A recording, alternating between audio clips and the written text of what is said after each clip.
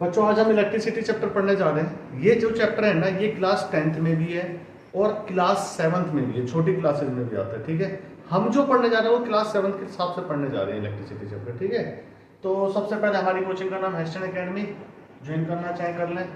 Electricity, electric circuit and their component. ठीक है, यहाँ पर बच्चों बात पता है क्या है, सबसे पहले आप लोग ये समझो what is electricity. Electricity simply एक वर्ड में बोलूं तो इलेक्ट्रिसिटी होता है flow of electrons, flow of electrons from positive to negative. ठीक है, ये मैं आगे भी बताऊंगा, पर अभी के लिए एक स्टार्टिंग फेज में मैं आपको एक डेफिनेशन दे रहा हूं। ठीक है, जैसे कि आप लोगों ने इंट्रोडक्शन पढ़ा, इंट्रोडक्शन के अंदर आप देख रहे हो from the time you get up to the time you go to bed, जब आप उठते हो बेड में जाते हो, लगभग हर चीज में इलेक्ट्रिसिटी की जरूरत होती है। जैसे घर में इलेक्ट्रिक लैंप में, fans, television, refrigerator, air conditioner, geyser, electric kettle, mixer, juicer, हर चीज इलेक्ट्रिसिटी से चलती है। ठीक है, कोइंसिडेंटली की बात है कि परसों हमारे घर में लाइट गई थी, 24 घंटे लाइट आई नहीं थी। विश्वास मानना, बेचैनी और तड़प ऐसी हो गई थी कि इस घर में सब कुछ है, खाने को है, बंदे हैं, सब है, पर बिना इलेक्ट्रिसिटी के कोई भी काम हो ही नहीं पाता। तो इतनी ज्यादा हम लोगों की लाइफ में इलेक्ट्रिसिटी का रोल आ चुका है। इलेक्ट्रिसिटी के सोर्सेज क्या क्या होते हैं? सोर्सेज का मतलब इलेक्ट्रिसिटी कहां से आती है। अब देखो, इलेक्ट्रिसिटी दो चीजें होती है, एक इलेक्ट्रिसिटी बनती कहां है और एक इलेक्ट्रिसिटी आती कहां से। बनती कहां है, वो होते हैं dams, turbines, sorry dams, windmills और आपके सोलर पैनल्स। बट ये आती कहां से? बड़े बड़े प्लांट्स लगाए गए हैं गवर्नमेंट के द्वारा, जो कि इन टरबाइन से इलेक्ट्रिसिटी जब इन प्लांट्स तक आती है तो वहां से वो आपके घरों तक सप्लाई होती है। क्या लिखा है? Electricity supplied to our home, street light and factory through the cable is produced in power station with the help of powerful generator. ये कहां पर बनती है?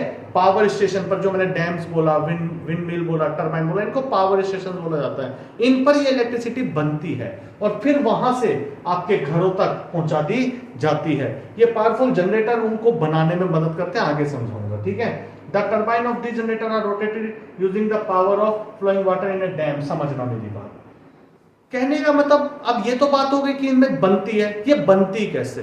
ये बनती ऐसे है कि मान लो आपने बड़े बड़े डैम्स देखे होंगे, मेरे को लगता है लगभग आज के तारीख में इतनी बच्चे घूमते जरूर हैं कि उन्होंने डैम्स देखे होंगे। बड़े बड़े डैम्स में देखोगे तो एक तरफ बहुत सारा पानी होता है, वो पानी नदियों का पानी होता है जिनको वो स्टोर कर देते हैं। जब वो नदियों के पानी को बहुत ज्यादा स्टोर हो जाता है तो उनके, ये देखो, जब वो नदियों का पानी स्टोर हो जाता है तो उनके गेट्स खोल दिए जाते हैं, और जब उनके गेट्स खोल जाते हैं तो ये वाटर बहुत तेज फ्लो से नीचे गिरता है, और यहाँ नीचे ना टरबाइंस होती हैं, वो घूमनी शुरू होती हैं। जैसे जैसे वो घूमती हैं जनरेटर बिजली बनाना शुरू करता है। यही बेसिक प्रोसेस है और कुछ नहीं है। इलेक्ट्रिसिटी का मतलब है टरबाइंस का घूमना, जनरेटर उसको इलेक्ट्रिसिटी में कन्वर्ट करना शुरू कर देता है। यहाँ पर देखोगे the turbine of the generator are rotating using the power of. इन टरबाइन को किसके द्वारा घुमाया जाता है? या तो इस पानी के द्वारा बहुत तेजी से घूमे, या हवा के द्वारा ये घूमती रहती है विंडमिल। जैसे जैसे विंडमिल घूमेगी वैसे वैसे टरबाइन घूमेगा, टरबाइन घूमेगा, इलेक्ट्रिसिटी जनरेट होनी शुरू हो जाएगी। या फिर ऐसे बड़े बड़े पावर स्टेशन होते हैं जिनमें पानी को गर्म किया जाता है, और पानी जब गर्म होता है तो वो भाप बनता है, और वो भाप जो होती है ना वो टरबाइन को घुमाती है। यहाँ पर क्या होता है, ऐसे बड़े बड़े पावर नहीं लगाया जाता पानी से, यहाँ पे भाप होती है, एक भाप के चैम्बर बने होते हैं, उन चैम्बर के अंदर जैसे भाप बनती है वो टरबाइन को घुमाना शुरू करते हैं। तो वहां पे पानी को गर्म किया जाता है, और जब गर्म किया जाता है तो गर्म किसके द्वारा किया जाता है? कोयला, नेचुरल गैस, ऐसी चीजों से किया जाता है। इसीलिए ये जो लास्ट वाला मैंने आपको बताया थर्मल पावर प्लांट, ये उतने किफायती आज के दौर में नहीं, क्योंकि इसमें फॉसिल्स बहुत ज्यादा खराब होता है। कोयला जलना चाहिए तभी एक भाप बनेगी। अब यार पूरे दिन आपको इलेक्ट्रिसिटी चाहिए, उसके लिए कोयला जल रहा है, तो वो स्टेप नहीं है। इसीलिए ये वाले डैम सबसे पहले बनाए गए थे इलेक्ट्रिसिटी के लिए। अब इनका इस्तेमाल धीरे धीरे लगभग खत्म होता जा रहा है। ठीक है, तो यहाँ पर सबसे पहला जो डैम कहलाता है वो कहलाता है hydro electric power dam. Flowing water is stored in dam. बहता हुआ पानी, पानी जो नदियों में बहता है उसको स्टोर कर दिया जाता है। उसके बाद उस पानी को बहुत तेजी से टरबाइन के ऊपर गिरा जाता है, टरबाइन घूमनी शुरू होती है, टरबाइन घूमती है जनरेटर के ऊपर, टरबाइन घूमती है जनरेटर, फिर वो जनरेटर क्या करता है? इलेक्ट्रिसिटी बनाना शुरू कर देता है। ये है डैम्स। विंड मिल, पवन चक्की जिसे बोलते हैं, हवा बहती है। अच्छा, कई बच्चे ये सोच रहे हैं इतनी बड़ी पवन चक्की होती है, इतने बड़े बड़े पंखे होते हैं वो घूमते हैं, ये इनका कंस्ट्रक्शन कुछ इतना बढ़िया किया गया है कि नॉर्मल हवा में भी ये घूमती रहती है। अच्छा, बाहर ये जितनी धीमे घूमती है ना, टरबाइन अंदर बहुत तेज घूमता है। तो ये कंस्ट्रक्शन बड़ी अच्छी है, बाहर की नॉर्मल हवा भी अंदर टरबाइन को बहुत तेजी से घुमाती है। इसीलिए विंड जब बहनी शुरू होती है तो रोटेट ब्लेड घूमना शुरू होता है, ब्लेड घूमता है, टरबाइन घूमता है, टरबाइन घूमता है, जनरेटर उसमें इलेक्ट्रिसिटी बनाता है। ये क्लीन और रिन्यूएबल सोर्स ऑफ एनर्जी है। क्लीन मतलब साफ, रिन्यूएबल मतलब, क्लीन मतलब साफ, रिन्यूएबल मतलब जो कभी भी खत्म ना हो। कभी हवा खत्म नहीं हो सकती, हवा आती रहेगी, पवन चक्की घूमती रहेगी और इलेक्ट्रिसिटी बनती रहेगी। ये मैं आपको पहले भी बता चुका हूँ। थर्मल पावर प्लांट, कोयले की मदद से पानी को गर्म किया जाता है, पानी भाप पे बन जाता है, भाप पे बनने पर वो भाप टरबाइन को घुमाते हैं, टरबाइन घूमती है तो इलेक्ट्रिसिटी बनती है। कुल मिला के अगर हम बात करें तो कुल मिला के जो लॉजिक है वो ये है कि जब तक टरबाइन घूमेंगी बिजली बनेगी। ओवरऑल रिजल्ट ये है, ठीक है। अब ये तो हो गए बड़े पावर प्लांट जहां पर पूरे देश के लिए, पूरे शहरों के लिए बिजली बनाई जाती है। लेकिन हमारे घरों में भी आपने देखा होगा छोटे छोटे सेल्स होते हैं, छोटे कुछ ऐसे बड़े वाले सेल्स भी तो अलग अलग टाइप के सेल्स होते हैं, इनको बोला जाता है ड्राई सेल्स। इनमें क्या होता है, केमिकल होता है और वो केमिकल इलेक्ट्रिसिटी में कन्वर्ट होता है। तो इसमें कोई पानी नहीं है, कोई टरबाइन नहीं है, इसमें सिंपल एक केमिकल है और वो केमिकल एनर्जी को किसमें कन्वर्ट कर दे रहा है, इलेक्ट्रिकल एनर्जी में। Portable source of energy. Portable का मतलब होता है जब हम एक जगह से दूसरी जगह इसको कैरी कर सके। ऐसा तो नहीं होता ना कि डैम है, डैम उठाया और लेकर घूम रहे हैं, पंजाब से लेकर राजस्थान, राजस्थान से लेकर हरियाणा, हाँ जी हरियाणा में बिजली कम में डैम उठा के रख दिया, ऐसा तो नहीं हो सकता भाई।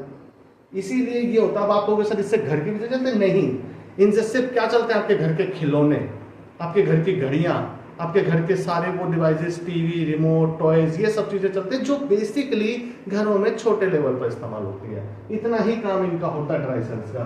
अगला है सोलर पैनल। देखो ये अलग क्यों बोल रहा हूं मैं, पहले हमारे पास आए ये वाले प्लांट, थर्मल प्लांट। पहले बहुत कोयला निकला धरती में, पानी है, नदी है, आबादी कम थी, कोयला जलता था, बिजली बनती थी, ये बहुत कामयाब हुए। फिर इनको कहा गया कि क्यों ना हम सीधे पानी का इस्तेमाल करें, तो पानी का इस्तेमाल करा गया, कोयला जलना बंद हो गया, पानी से ही टरबाइन घुमाया। लेकिन इससे भी नेचर में इफेक्ट पड़ा, खेत खराब हुए, जगह खराब हुई, पूरी जगह बंजर हो जाती है, वो मैं अलग बताऊंगा।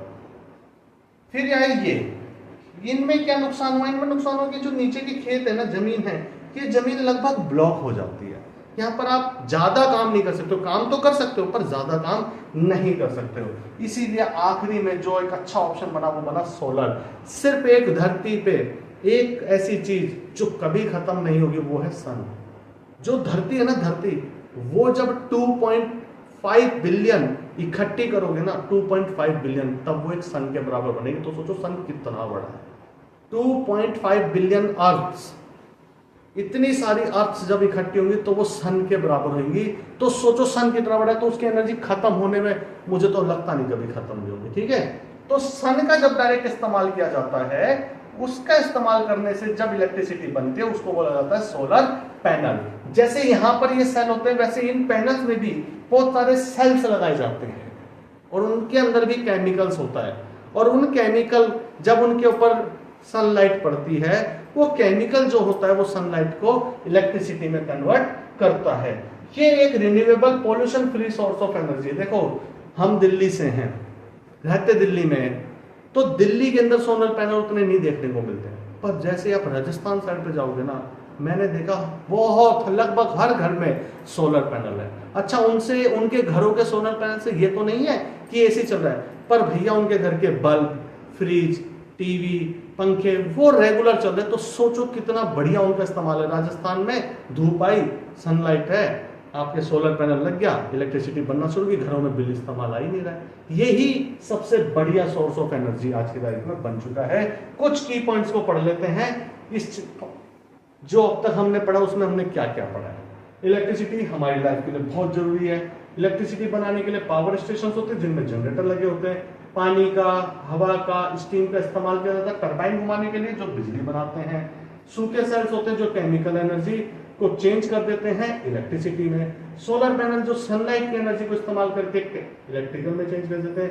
Hydro, wind and solar are renewable source of energy. जो पानी होता है वो भी खत्म नहीं होगा, जो हवा होती है वो भी खत्म नहीं होगी, और जो धूप है वो भी खत्म नहीं होगी, इसलिए इनको रिन्यूएबल सोर्स ऑफ एनर्जी बोला जाता है। आज के टाइम में ऐसी चीजों का ही ज्यादा इस्तेमाल हो रहा है जो कभी खत्म ना हो।